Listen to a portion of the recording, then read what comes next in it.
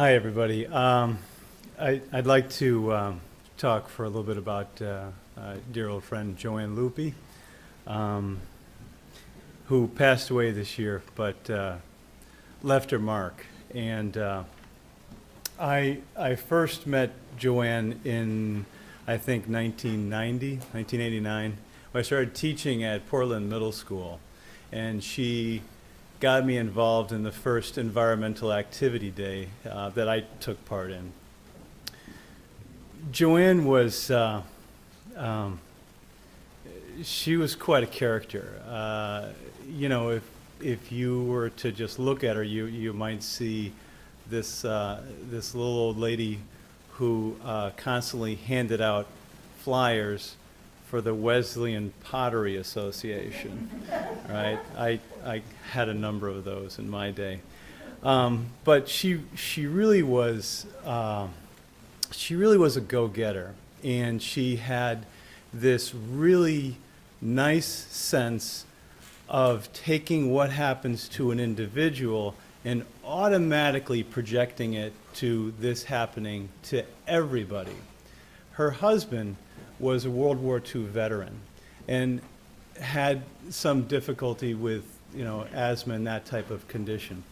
So when the Sooty 6 campaign came about in 1998, she was a part of that, and she struggled and fought successfully to make everybody aware of what power plant pollution can do, not just for the people who have asthma, her husband, and that was probably the reason for her passion, but she was fighting for everybody. And I loved that equanimity to her. She just, if it's happening to me, it's going to happen to somebody else, so I'm going to take it on. And that's the sort of thing that would cause her to stop her car on the side of the road, and if she saw a patch of purple loosestrife, which is an invasive species, she would go and she would rip it out with her bare hands, coming back proudly smiling with those bundles of purple loosestrife in her fist, bruised and dirty but unbowed. So she also had a keen understanding of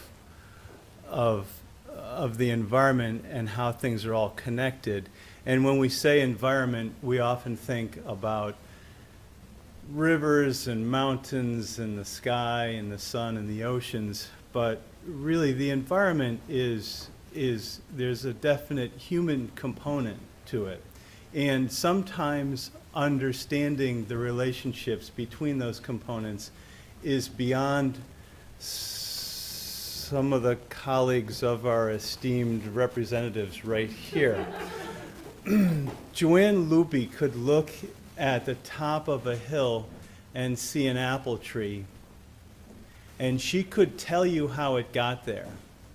She could look at the stumps going up the hill and how one had fallen over, and the top of the tree plants the roots for the next one, and then that one grows and falls over, and that's how you get to the top of the hill.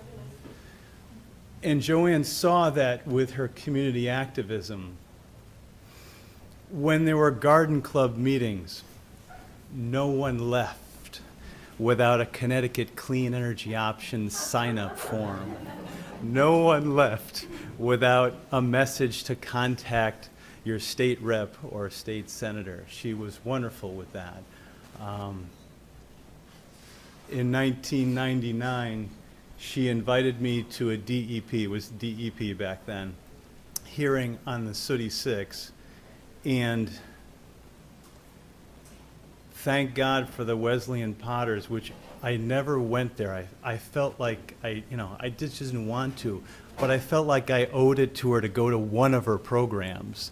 So I went to this, and I heard Jim O'Rourke, and I heard Brooke Suter and Bernadette Del Chiaro, and some of you know these names.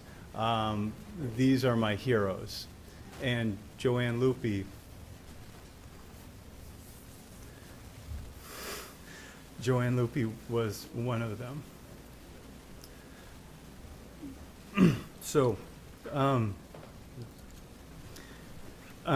pleased to announce with Cindy, her daughter, the creation of the Joanne Luppi Fund, and we're going to use that to spark other community groups to do the great and glorious things that Joanne did in Portland and beyond. It could be about energy efficiency or clean energy. It might be about toxic chemicals. We haven't quite shaken it out how what form it's going to take, but again, Joanne knew that you get a group of people who care about something, and good things are going to happen. So, in her memory, we're going to make that fund come alive.